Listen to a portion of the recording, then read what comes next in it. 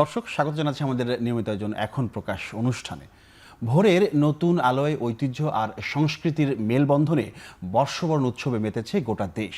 কাঠফাটা রোদ, গাছের ঝকঝকে সবুজ পাতা আর রমণীর লাল পাড় সাদা শাড়ি জানান দিচ্ছে বৈশাখ এসেছে। বাংলার নতুন সকাল, পহেলার আগমনী সুর, সেই প্রাণ সঞ্চারী সুরের দোলায় উদ্ভাসিত বাংলা ও বাঙালি। বৈশাখী শোভাযাত্রার আনন্দ আয়োজনের মোহনায় মিলেছে হাজারো মানুষের রঙের মিছিল। সেই মিছিলে নিজেকে আজ রাঙানোর দিন। গোটা আয়োজন জুড়ে আপনাদের সাথে আছি আমি মোস্তফা কামাল স্বপন। আজকে আমরা শুরুতেই বললাম পহেলা বৈশাখ নিয়ে কথা বলবো। অনুষ্ঠানের নাম দিয়েছি নূতন, এবং আমাদের আজকের অতিথি আমাদের সাথে স্টুডিওতে আছেন পাভেল পার্থ, লেখক ও গবেষক, এবং আছেন লালন শিল্পী ও সাধক ডলি মণ্ডল। দুজনকে স্বাগত জানাচ্ছি। আমি একটু পাভেল ভাই আপনাকে দিয়ে শুরু করতে চাই, যেহেতু আপনি গবেষণা করেন। শুরুতে যে এইভাবে একটু একটা বিষয় জানতে চাচ্ছিলাম যে আমরা শুরুতেই বললাম বা আজকে সারাদিন ধরে বলছি যে সব জীর্ণতা, ময়লা সব কিছু আমরা ধুয়ে মুছে পরিষ্কার করে নতুন প্রত্যয়ের পথে আমরা এগিয়ে যেতে চাই। পহেলা বৈশাখকে আসলেই কি সব জীর্ণতা ধুয়ে মুছে ফেলতে পারে, নাকি নতুন একটা বর্ষপঞ্জির একটা হিসাব গণনা? নিছক কোনটাকে আর কেমন? প্রথমেই একটা শুভেচ্ছা জানাতে চাই এখন প্রকাশের মাধ্যমে যারা দেখছেন তাদের সবাইকে বাংলা নববর্ষের শুভেচ্ছা, এবং একই সাথে বাংলাদেশে যেমন আপনার বিজু আছে, ফুল বিজু, মূল বিজু, যারা করছেন বৈশুখ, সাংরাই, বিশু আছে, চানক্রান, সাংলান, বিভিন্ন যে জাতিগোষ্ঠী আসলে তাদের যে বর্ষ বিদায় এবং বর্ষ বরণের যে পরব এবং কৃত্য, সেটা সবাইকে শুভেচ্ছা জানাই। একটা বিষয় যেটা আসলে বলছেন যে মানে সব জীর্ণতা কিংবা দীর্ণ বিষয়গুলো আসলে মুছে যায়, ঘুচে যায় কিনা। তো এখন বিষয় হচ্ছে কি যে এই যে আমরা সংক্রান্তির কথা বলি, চৈত্র সংক্রান্তির পরবর্তীতে এই 12 মাসে একটি মানে বছরের ক্ষেত্রে এই যে একটা সন্ধিক্ষণ, মানে আমাদের এই বিষয়গুলো কিন্তু ঋতুভিত্তিক। আমাদের প্রত্যেকটা বিষয় মানে পৌষে একরকম, আমাদের হেমন্তকালে একরকম, শীতকালে একরকম। একটা ঋতু থেকে যখন আরেকটি ঋতুতে আমি যাই, তখন এই যে সন্ধিক্ষণ, সেই সন্ধিক্ষণে আমার কিছু প্রস্তুতি আছে। তো সারা বছর যে আমি আসলে বিভিন্ন কাজ করেছি, আমার অনেক জীর্ণতা আছে, অনেক অনেক হচ্ছে যে আক্ষেপ আছে, অনেক আনন্দ হয়তোবা আছে, সেটাকে আসলে যাচাই বাছাই করে এই যে আগামীর জন্য প্রস্তুতিই কিন্তু হচ্ছে যে সংক্রান্তি থেকে এই যে নতুন বছরে আসলে যাওয়া। সেক্ষেত্রে আপনি যে জীর্ণতার কথা বলছেন, এটা আসলেই ঘুচে মুছে যায় কিনা, সেটা কিভাবে সম্ভব বলেন? যে আমরা যখন আসলে এই হয়তোবা পৃথিবীর অনেক দেশেই তাদের মতো করে তো বর্ষ বিদায় বরণের কৃত্য করছে, কিন্তু পৃথিবীতে তো যুদ্ধ হচ্ছে, যুদ্ধ তো আসলে থামেনি। গাজায় মানুষ মরছে, ইরানে মানুষ মরছে, এবং পৃথিবীতে এখনও 30,000 বাচ্চা না খেয়ে ঘুমাতে যায়। আমাদের কাঠামোগত বৈষম্য আছে, আমাদের অনেক নদীতে পানি নাই, দূষণ আছে, দখল আছে। এই রকম বঞ্চনা আহাজারির ভেতরেও কিন্তু আমাদের যে জীর্ণতা, দীর্ণতা, আমরা বলছি যে এটা ঘুচে যাক, এই যে আকাঙ্ক্ষা, সেই আকাঙ্ক্ষা কিন্তু প্রতিটি আসলে কালে কালে ঋতুর যে আসলে পরিবর্তন, সেই পরিবর্তনে মানুষ এটা আকাঙ্ক্ষা করে, সেটা আসলে জন আকাঙ্ক্ষা। যেটা আপনি দেখবেন যে মানে মুক্তিযুদ্ধ এবং কৃষক আন্দোলনের ধারাবাহিকতায় আমরা যদি দেখি আমাদের জুলাইয়ের গণ অভ্যুত্থান, সেখানেও কিন্তু জন আকাঙ্ক্ষা। আকাঙ্ক্ষা কি? আকাঙ্ক্ষা মানুষ বহুত্ববাদের আকাঙ্ক্ষা, মানুষের হচ্ছে যে একটা ইনক্লুসিভনেস, একটা মানে একটা ভুক্তির আকাঙ্ক্ষা। আজকেও যদি দেখেন, এই বছরও আপনি নিশ্চয়ই খেয়াল করেছেন, ডলি মণ্ডলও খেয়াল করেছেন যে শোভাযাত্রার নাম যাই হোক না কেন, নাম নিয়ে আপনি যেই তর্কই করেন না কেন, মঙ্গল, আনন্দ কি বৈশাখীতে কিছুই যায় আসে না, কিন্তু এই যে আকাঙ্ক্ষা মানুষের, আপনি এখানে বিভিন্ন জাতিগোষ্ঠীর মানুষ দেখতে পেরেছেন, বিভিন্ন পোশাক, এবং আপনি যে মোটিভ দেখেছেন মানে বিভিন্ন সময়, যে একটা মানে লাল মোরগ, যে মোরগ আসলে ভোরের বার্তা দেয়, তাই না? এই যে লাল মোরগ দিয়ে আপনি দোতারা দেখেছেন। দোতারা তো নিছক আসলে দোতারা নয়, দোতারা তো এমন একটি প্রতীক, যে প্রতীক আসলে বার্তা দিয়েছে। পাভেল ভাই, আমি দোতারা নিয়ে যেহেতু বললেন, আমি একটু ডলি মণ্ডলের কাছে যেতে চাই। ডলি মণ্ডল, আপনি একটু বলবেন। আপনাকে আমি দোতারা বাজাতে দেখেছি, দোতারা বাজিয়ে আপনি গান করেছেন। এবারে যে মোটিভ, 5টি মোটিভ, তার মধ্যে দোতারা একটি। বাউলদের যে সাথে যেটা করা হয়েছিল তার প্রতিবাদ স্বরূপ এবার দোতারাটা এসেছে। তো আপনি এই যে দোতারা বাজান এবং গান, তো গানের সাথে আপনার ঠিক বিচরণটা কবে থেকে শুরু হলো এবং সেটা আপনি কিভাবে শুরু করলেন, ছোট্ট করে একটু বলবেন। আচ্ছা, দোতারাটা নিয়ে একটু কথা বলি। এর আগে আমার একবার আসা হয়েছিল এখন টেলিভিশনে। আচ্ছা, জি। তো তখন আমি দোতারাটা নিয়ে এসেছিলাম। আজকে দুঃখের বিষয় আমার কয়েকটা জায়গায় যাওয়া হয়েছে, আচ্ছা। যেহেতু সঙ্গীতের মানুষ, সেই মানে ভোরবেলা থেকে শুরু করেছি, 5টায় উঠেছি, এই পর্যন্ত চলছে। যার কারণে অনেক সময় মানে রাস্তায় জ্যামের কারণে অনেক দূরে হেঁটে যেতে হয়েছে, ওইটা ক্যারি করাটাও তো একটা বিষয়, যার কারণে সেটা সম্ভব হয়নি আজকে আনার। তো দোতারাটার কথা, ওইটার সাথে আমার একটা আত্মার একটা সম্পর্ক হয়ে গেছে। আমি জানি না ওর প্রেমে আমি কতটুকু পড়তে পেরেছি, কিন্তু ও আমার প্রেমে পড়েছে কিনা এটাও আমি জানি না, কিন্তু আমাকে একটা টানে, একটা পাওয়ার ওর সাথে আমার কাজ করে, যার কারণে আমার ছোটবেলা থেকে এটার প্রতি এত ভালোবাসা ছিল না। আমার বাবা একজন সাধক ছিলেন, আমার বাবা উফাত হয়ে গেছেন এই 5 বছর 5.5 বছর হচ্ছে। আমার বাবার গুরু যিনি বাউল সাধন শাহ ফকির, জি। উনিও উফাত হয়ে গেছেন। তো আমাদের ওই এলাকাটা, আমার বাড়ি কুষ্টিয়া, খুব প্রত্যন্ত অঞ্চলে আমার বাড়িটা, কুষ্টিয়া থেকে প্রায় 12-13 কিলো একটু ভিতরে, ইসলামী ইউনিভার্সিটি ক্যাম্পাসের একটু আগে। তো ওই জায়গাটা থেকে মানে গান করা, একটা মেয়ে স্টেজে গান করবে, এইটা কখনো আমাদের সমাজ এটা ভালোভাবে দেখে। মেয়েরা গান করবে এটা সমাজ ওইভাবে নিতে চায় না। হ্যাঁ, সমাজ অনেক কিন্তু change ওই হয়েছে, সময়টা জি। আমি যে নিতে চায় না, সময়টা কেন জানি। আমার বাবা আমাকে এই পথে এনেছে, তখন এটা খুব সহজ একটা ছিল না। আমার বাবার গুরু যিনি ছিলেন, যার কথা বলছিলাম, উনি আমাদের বাড়িতে আসেন একটা পর্যায়ে। আমার আম্মা এটাকে তেমন একটা সাপোর্টও করেনি বা উনি বাধাও দেননি। তো এক পর্যায়ে আমার বাবা ওনার গুরুকে আমাদের বাড়িতে আনার পরে, তো ওনার হাতে একটা দোতারা ছিল, ওই যে দোতারার কথা বলছিলেন। তো আমি আর আমার বড় বোন ওই দোতারা নিয়ে একটু টুংটাং করছিলাম। আচ্ছা। তখন আমার ওই দাদা গুরু যিনি, উনি হচ্ছে আমার বাবাকে বাক্য দিলেন। আর বাউলদের একটা ইয়ে আছে যে গুরু বাক্য বলবান, সব কিছু তার বাহ্য জ্ঞান, মানে গুরু যেটা বলবে সেটাই তার কাছে সবকিছু। জি। তো তার গুরুর বাক্যটাকে সে এমনভাবে নিয়েছে, তো তখন হচ্ছে বাবা যা বলে আমাদের ফ্যামিলিতে, বাবার মতোই আমরা চলি। সর্বসাধন সিদ্ধ হয় যার, গান আছে না একটা, মানুষ গুরু নিষ্ঠা যার। একটু শুনতে চাও? বাউল গুরু নিষ্ঠা যার। আচ্ছা, হ্যাঁ শোনাচ্ছি, মানে এই কথাটা আমি একটু করি। হ্যাঁ, শিওর। তারপর ওখান থেকে আমার বাবা হচ্ছে তার গুরুর কথা মতো অনুযায়ী আমাকে গান শেখানো শুরু করে। এখন আমরা গান শুনবো, সর্বসাধন সিদ্ধ হয় যার, বাউল গুরু নিষ্ঠা যার। মানুষ গুরু নিষ্ঠা। ওকে।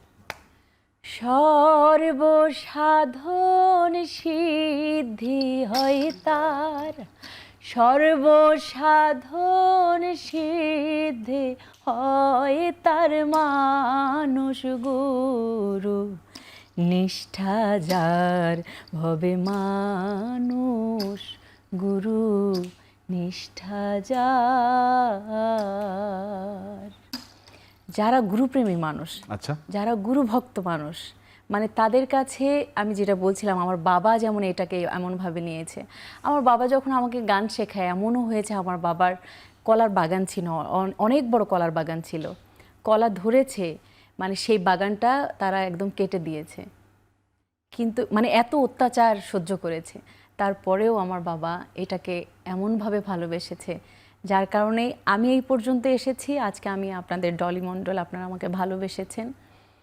তো মানে যে লাইনে আমার বাবা আমাকে এনেছে, আমার কখনোই মনে হয়নি বা এখনও হয় না যে আমার বাবা আমাকে কোনো লাইনচ্যুত কোনো পথে উনি আমাকে নিয়েছে। আমার এখন মনে হয় যে না, আমি কোনো বেলাইনে হাঁটছি না, সঠিক পথে। আপনি সহজ এবং সঠিক পথে আছেন, আমার মনের কাছে। আমরাও চাই আপনি ওই পথেই থাকেন।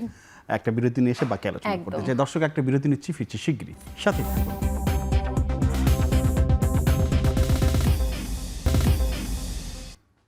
দর্শক, বিরতির পর আবারও স্বাগত জানাচ্ছি আমাদের নিয়মিত আয়োজন এখন প্রকাশ। আমরা কথা বলছিলাম যে বিষয়, সেটা হচ্ছে নূতন। আমি আবার যেতে চাই পাভেল পার্থ, আপনি একটু বলবেন যে আবার যে গান গাইলো সর্বসাধন সিদ্ধ হয় যার, তো সর্বসাধনের যে ডাক, সেই ডাকে আমরা কতটুকু সারতে পেরেছি, আমরা কি সারা দিচ্ছি না কেন? বা এই যে আমাদের যে পহেলা বৈশাখ, তার সাথে এই ডাকের তো ওতপ্রোতভাবে একটা সম্পর্ক রয়েছে, সেই জায়গাটায় কেন আমরা মেলবন্ধন করতে পারছি না?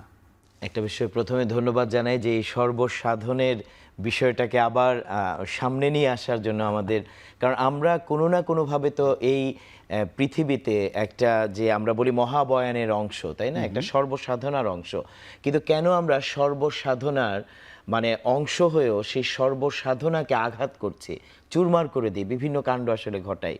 তো সেটা আসলে খুব গুরুত্বপূর্ণ যে মানে একটা জায়গাতে, কোনো জায়গায় তো অনেক ধরনের জীবন থাকে, অনেক চিন্তা থাকে, অনেক ভাষা থাকে। কারণ আপনি একরকমের চিন্তা করেন, আপনার চিন্তার প্রকাশ কারোরটা গানের মাধ্যমে, যেমন আপনি লালন সাইজি যেভাবে আসলে করছেন, শীতালংসা অন্যভাবে আসলে করছেন, রাধারমণ অন্যভাবে করছেন, শাহ আব্দুল করিম অন্যভাবে করছেন, বা ভাওয়াইয়াতে অন্যরকম হচ্ছে, এটা একটা চাকমা গানে অন্যরকম হচ্ছে, একটা সাঁওতালি গানে অন্যরকম হচ্ছে। মানে আপনার যে প্রকাশ, কেউ আসলে নকশি কাঁথা করছেন, কেউ টেপা পুতুল তৈরি করছেন, কেউ আসলে লিখছেন, সাংবাদিকরা একটা কাজ করছেন, কৃষিকাজ কেউ করছে, কেউ জুম আবাদ করছে।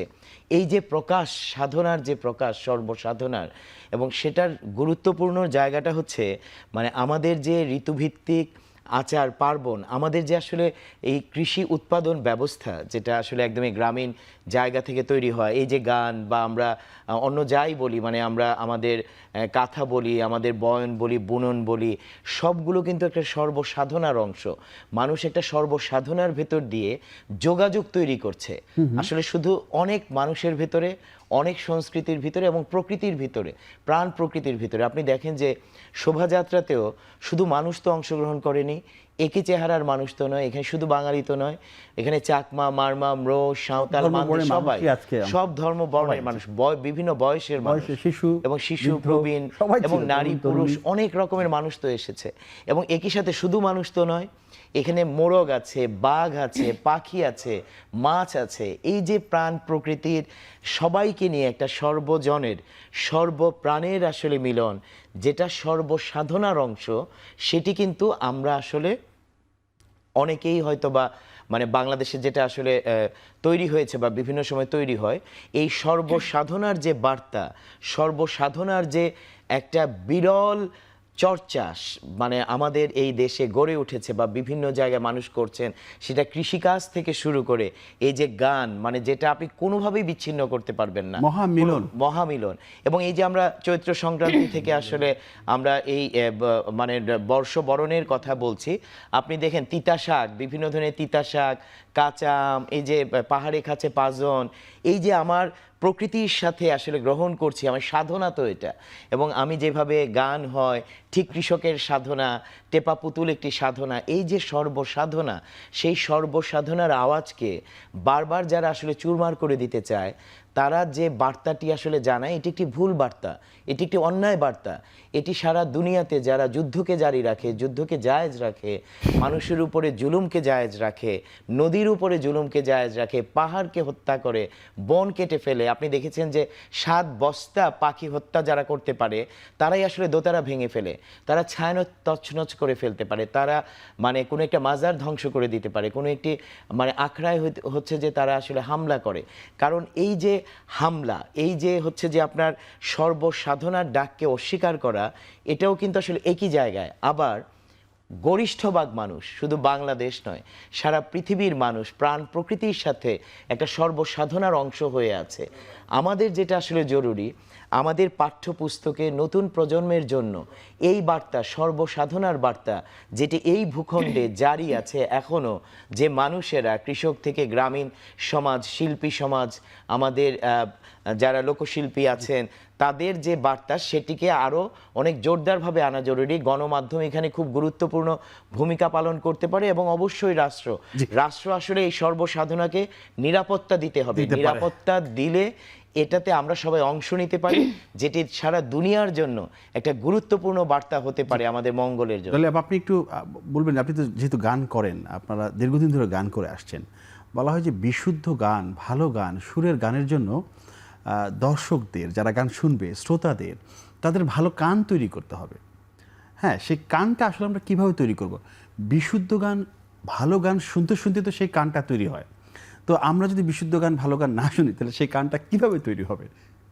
সেটা আমাদের বাংলা বাউল মানে লোকসঙ্গীত তো অনেক সমৃদ্ধ। তবে আমি একটা কথা ওনার কথা রেস্টে না একটু বলতে চাই, সর্বসাধনের কথা যে উনি বললেন। আজ শুভ নববর্ষ আমাদের, তো নববর্ষ আমাদের দুঃখকে ভুলিয়ে নতুন কিছু তৈরি করতে শেখায়। এখানে জাত, ধর্ম, বর্ণ নির্বিশেষে আজকে সবাই অংশগ্রহণ করেছে পহেলা বৈশাখে। তো ঠিক লালন সাঁইজিও মানে এটার সাথে লালন সাহেবের একটু সম্পর্কতা আছে, যেখানে আত্মার পরিশুদ্ধতার কথা বলেছেন। উনি সবসময় জাত ধর্ম বর্ণ নির্বিশেষে মানবতার কথা বলেছেন, যেখানে সর্বসাধারণের কথা উনি বললেন আর কি। তো আমাদের বাংলার আনাচে কানাচে লোকসঙ্গীত এত সমৃদ্ধ, হাসন রাজা, রাধারমণ, শাহ আব্দুল করিম, বিজয় সরকার, এরকম অনেক কবিয়াল আমাদের দেশে আছে। তো তাদের এই বাণী, এক একটা বাণীর মধ্যে এত সুন্দর সুন্দর মেসেজ দিয়েছেন। সেই মেসেজগুলো যদি আমরা নিজেদের জীবনে অ্যাপ্লাই করি, আমার মনে হয় যে একটা মানুষের আর কোনো কিছু লাগে না, তার জীবনটা হয়ে ওঠে। তার জীবনটা পরিপূর্ণ হবে। এবং আল্লাহ আমাদের মধ্যে, আমরা সৃষ্টি শ্রেষ্ঠ জীব মানুষ, আশরাফুল মাকলুকাত, তো আমাদের মধ্যে কাম, ক্রোধ, লোভ, লালস, মদ, মাৎসর্য সব কিছুই দিয়েছেন। এই জন্যই কিন্তু আমরা সৃষ্টির শ্রেষ্ঠ, কিন্তু আমাদের মধ্যে সেই বিবেকটাও কিন্তু দিয়ে দিয়েছে, বা আমাদের মধ্যে সেই কন্ট্রোল করার পাওয়ারটাও আল্লাহ দিয়েছেন। তো ওই জায়গাটাতেই কিন্তু আমরা মানুষ। আর সেইখানে লালন সাহেবজি উনি যে জাতের কথা বলেছেন, জাত পাতের কথা বলেছেন, যে আমি যে সৃষ্টিতে এই পৃথিবীতে আসলাম, আমি যেভাবে এসেছি, আমি হয়তো বা আজকে ইসলাম ধর্মে গ্রহণ করেছি, আমার জন্ম হয়েছে বলে আজকে আমি মুসলিম, কিন্তু আজকে যদি আমার একটা হিন্দুর ঘরে জন্ম হতো, সেটা তো আমার কোনো দোষ নেই, আজকে আমি হিন্দু হতাম। তো সেই জায়গাটাতে লালন সাহেবজি একটা গানে লিখেছেন, লালন বলে জাতের কি রূপ আমি দেখলাম না এই নজরে, সংসারে সব লোকে কয় লালন কি জাত, সংসারে সব লোকে কয় লালন কি জাত, সংসারে কেউ মালা কেউ তজবি গলে, তাই তো রেজাদ ভিন্ন বলে, কেউ মালা কেউ তজবি গলে, তাই তো রেজাদ ভিন্ন বলে, আশা কিংবা যাওয়ার কালে, আশা কিংবা যাওয়ার কালে, জাতের চিহ্ন রয়কারে, সংসারে সব লোকে কয় লালন কি জাত, সংসারে। আহা, তো আহা শব্দটা বের হলো আপনার গান শুনে। আহা শব্দটা সবসময় বের হয় না, এই টাইপের গান শুনলে সেটাই। আহা, উফ, ভালো লাগে। সংসার খুব গুরুত্বপূর্ণ বিষয়। আরো কথা বলতে চাই বিরতির পরে এসে। একদম। আরেকটা বিরতি নিচ্ছি, ফিরছি শীঘ্রই, সাথেই থাকুন দর্শক।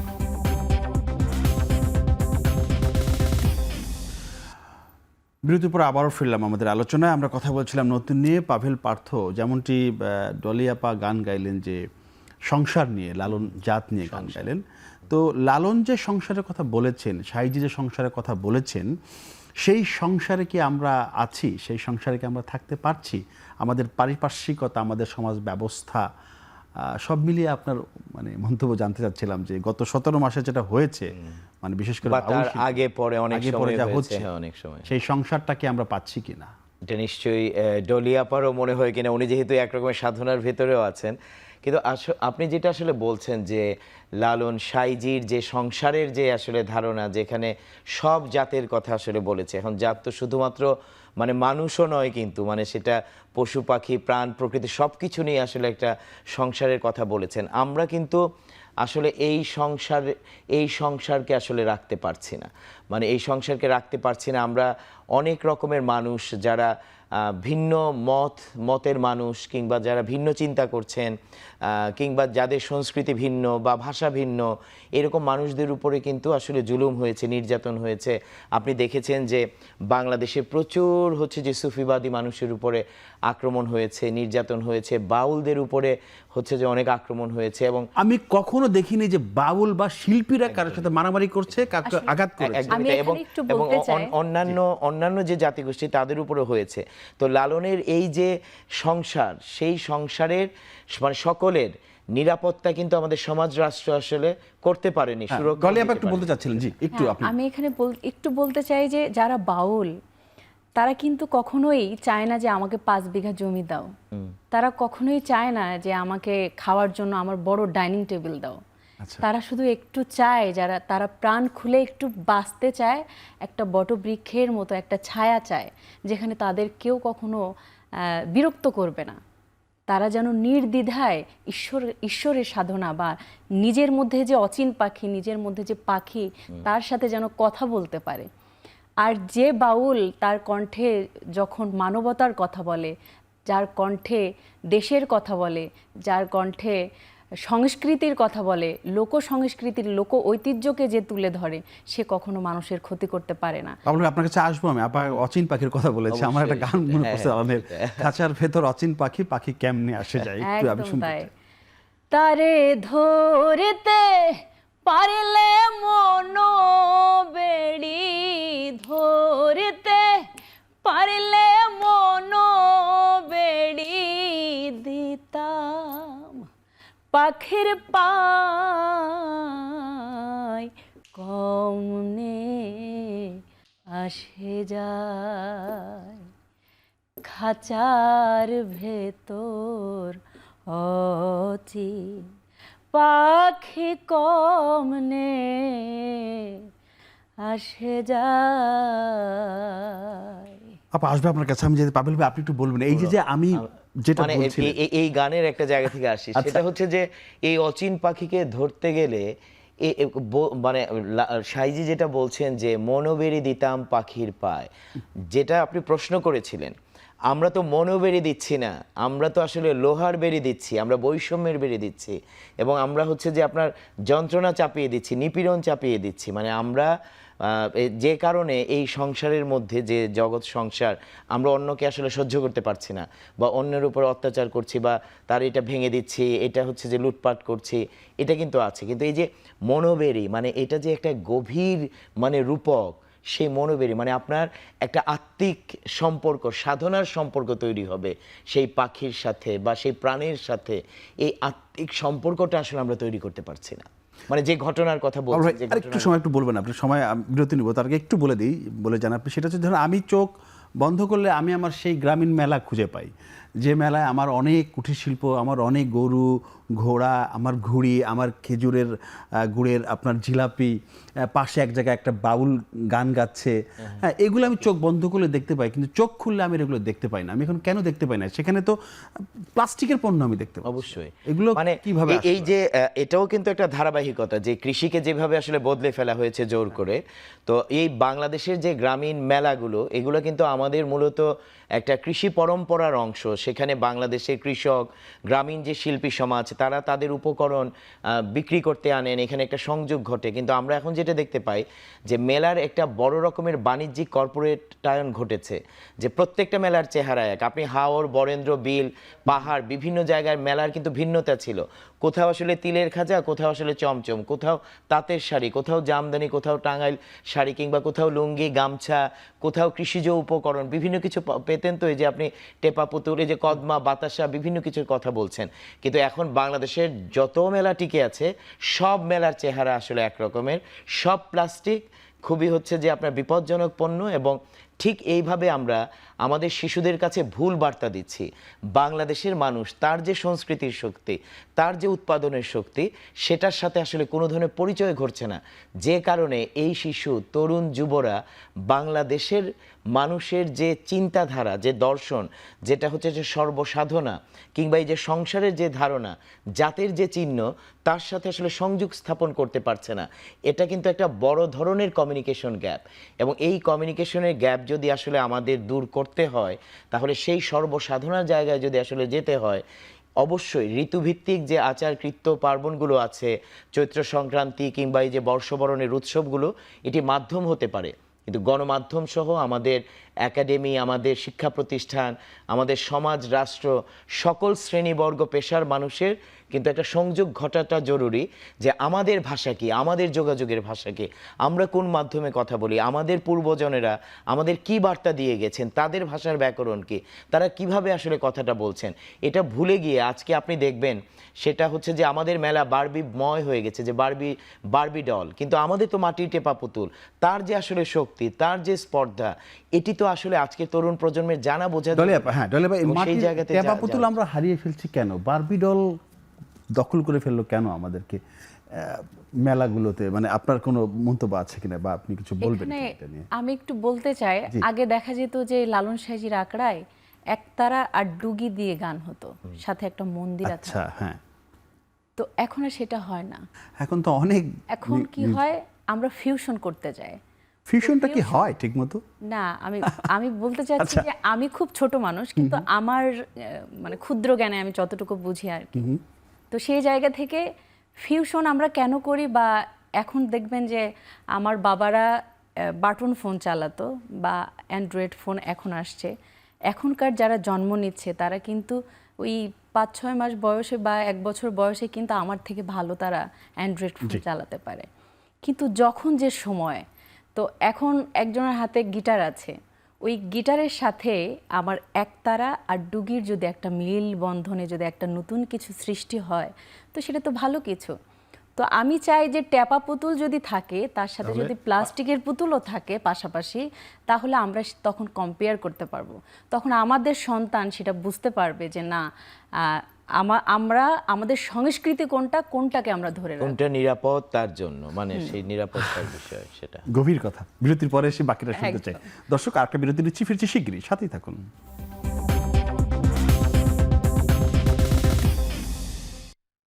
বিরতির পর আবারও ফিরলাম আমাদের আলোচনা। আমরা কথা বলছিলাম নতুন নিয়ে।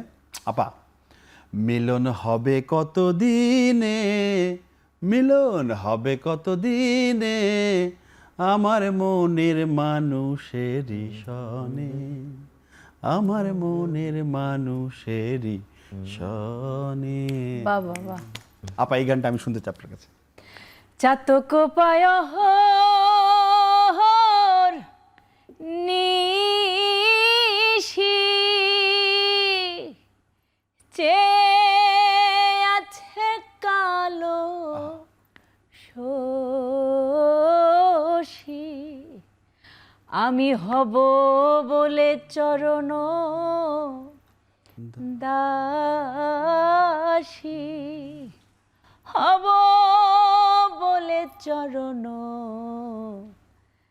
দাসী, ওতা হয় না কপাল গুনে, ওতা হয় না কপাল গুনে, আমার মনের মানুষের সনে, আমার মনের মানুষের সনে, মিলন হবে কত দিনে, মিলন হবে কত দিনে, আমার মনের মানুষের সনে, আমার মনের মানুষের সনে। আরেকবার আহা। আচ্ছা পাবেল ভাই, আপনিও কিন্তু দারুণ গেয়েছেন, আর সাথে তো কণ্ঠ মিলিয়েছেন। আপনি একটু বলেন যে এই যে আমাদের যে উৎসব, এই উৎসবে আমরা তো গান শুনছি ফাঁকে, আপনি একটু বলবেন সেটা হচ্ছে যে এই উৎসবে ধরেন এখন তো ইলিশের মৌসুম না, না, বাংলাদেশের সব জায়গায় ইলিশ পাওয়াও যায় না, কিন্তু এই সময়টাতেই এই উৎসবে ইলিশটা কি করে ঢুকলো? এটা তো একটা মানে এখন তো অভিজাতের একটা খাবার। হ্যাঁ, কিভাবে ঢুকলো? এটা নিয়ে কিন্তু আমরা অনেক দিন ধরে কাজ করেছি, প্রতিবাদ করেছি। ওই যে বলছে না যে মিলন হবে কত দিনে, এই মিলন না হওয়ার কারণ, মিলন না বোঝার কারণে এটা চাপিয়ে দেয়া হয়েছে। যে কিছু মানুষের মনে হয়েছে যে আপনার এই চৈত্র সংক্রান্তি পহেলা বৈশাখে মানে পান্তা ভাতের সাথে ইলিশ খাওয়া যায়, যদিও এটা বাংলাদেশের কোনো গ্রামে প্রচলিত নয়। আমাদের প্রচলিত হচ্ছে বিভিন্ন ধরনের তিতা জাতীয় শাক খাওয়া, কেন মাছে যেটা ভাতে সেটা হচ্ছে বাঙালি যে বলে মাছে যে? ভাতে বাঙালি, কিন্তু না এই সময়ে চৈত্র সংক্রান্তিতে নয়, যে এই সময় আসলে এটা খাওয়ার প্রচলন নেই। যেমন আপনার কুষ্টিয়া অঞ্চলে আমরা দেখেছি যে মানে আপনার এই হেলাঞ্চা, থানকুনি, গিমা, বথুয়া এই সময়টা খাবে, বা পাহাড়ে পাঁচজন খাবে কাঁচা টক। কারণ এই সময় তো একটি গ্রীষ্ম বসন্তের মানে বসন্ত থেকে আপনি গ্রীষ্মকালে যাচ্ছেন, ঋতুর একটা বিষয় আছে। এই সময় হাম হয়, বসন্ত হয়, এখন হাম হয়েছে না, এই সময় সাধারণত আপনার এই রকমের খাবার খেতে হয় যে খাবার শরীর ঠান্ডা রাখে। তো এই পান্তা ভাতের একটা বিষয় আসছিল, তো ইলিশকে চাপিয়ে দেওয়া হয়েছে, রং চাপিয়ে দেওয়া হয়েছে না, যে বৈশাখের রং শুধু লাল, হচ্ছে যে আপনার সাদা, কখনো কোনো ঋতুর রং বলে দেওয়া হইতেছে আপনার হলুদ, কখনো হচ্ছে যে আপনার এই যে বিভিন্ন, এমনিতেই তো রঙের বাইনারি আছে, যে আপনার নীল এবং গোলাপি দিয়ে একটি বাইনারি আছে, যে ছেলেদের রং মেয়েদের রং, এটার বিরোধিতাও আছে। তো এইগুলা প্রত্যেকটাই কিন্তু ঘটছে। এখন ইলিশ নয় কেন এই সময়? কারণ এটা ইলিশের প্রজনন ঋতু। এই যে লালন সাইজি যে গানে আসলে বলছেন যে আপনার মিলন হবে কত দিনে, শেষ এবং করেন ভাই। এই যে মিলন মানে পানির সাথে মাছের মিলন যদি ঘটে, তখনই তো সংস্কৃতির পাতে, আমার রান্নার পাতে আসলে এটা আসবে। এবং যেটা আমি শেষ করে দিতে চাই, যে আমরা যে এই বিচ্ছিন্নতার দিকে যাচ্ছি, খণ্ড বিখণ্ড করে দিচ্ছি, সেটা হচ্ছে যে আমাদের আবারও মনের মানুষের সাথে মিলন হতে হবে। আমাদের প্রাণ প্রকৃতি মানুষ এবং আমাদের চাতকের মতো আসলে আমরা চেয়ে আছি যে কবে ধন্যবাদ। সেই মিলন ঘটবে। তবে সবাইকে চরণ দাসী হতে হবে, নতজানু হতে হবে। সেটা এইটাই সর্বজনের আকাঙ্ক্ষা, যে নতজানু হওয়া নিজের সংস্কৃতি শেকড়ের প্রতি, নিজের মানুষ, নিজের প্রকৃতির প্রতি। ধন্যবাদ পাভেল পার্থ, আপনাকে ধন্যবাদ। অনুষ্ঠান শেষ করতে চাই, আপনি গান গাবেন, আমি বিদায় নিয়ে নিই। দর্শক, আজ এ পর্যন্ত। আগামীতে নতুন কোনো বিষয়ে আমরা কথা বলবো। সে পর্যন্ত আপনারা ভালো থাকবেন, নিরাপদে থাকবেন। নতুন অতিথির সাথে আমাদের দেখা হবে। বিদায় নিচ্ছি আমি। আপনি শেষ মেসেজ এবং ছোট্ট করে দু একটা যদি গান একটু শোনান আমাদের। এখন টেলিভিশনকে অসংখ্য ধন্যবাদ এবং কৃতজ্ঞতা যে আমাকে আমন্ত্রণ জানিয়েছে। ধন্যবাদ আপনাকে, আপনি এত সুন্দর করে উপস্থাপন করলেন। আর ধন্যবাদ আপনাকে, আপনাদের মতো গুণী মানুষের সাথে বসে যে দু একটা কথা বলতে পারলাম। আমি জানি আমার অনেক ভুল ত্রুটি হয়েছে, তবে অবশ্যই ক্ষমা সুন্দর দৃষ্টিতে দেখবেন। স্ক্রিনের সামনে এতক্ষণ যারা আমাদের প্রোগ্রাম দেখছিলেন, সকলকে নববর্ষের আপা গান শুনতে চাই, শুভ নববর্ষ। গান শুনতে চাই। এখন ছোট্ট একটু গান গাইতে গান গাইতে গিয়ে আমরা শেষ করি, আপনি শুরু করেন। বেঁধেছে এমন এক ঘর, বেঁধেছে এমন এক ঘর শূন্যের উপর, আমরি শূন্যের উপর প্রস্তা করে, ধন্য ধন্য বলি তারে, ধন্য ধন্য বলি তারে। সবে মাত্র একটি খুঁটি, খুঁটির গোড়ায় নাই মাটি, সবে মাত্র একটি খুঁটি, খুঁটির গোড়ায় নাই মাটি, কিসে ঘর রবে খাটি, কিসে ঘর রবে খাটি, ঝড়ি তুফানে এলে পরে, ধন্য ধন্য বলি তারে।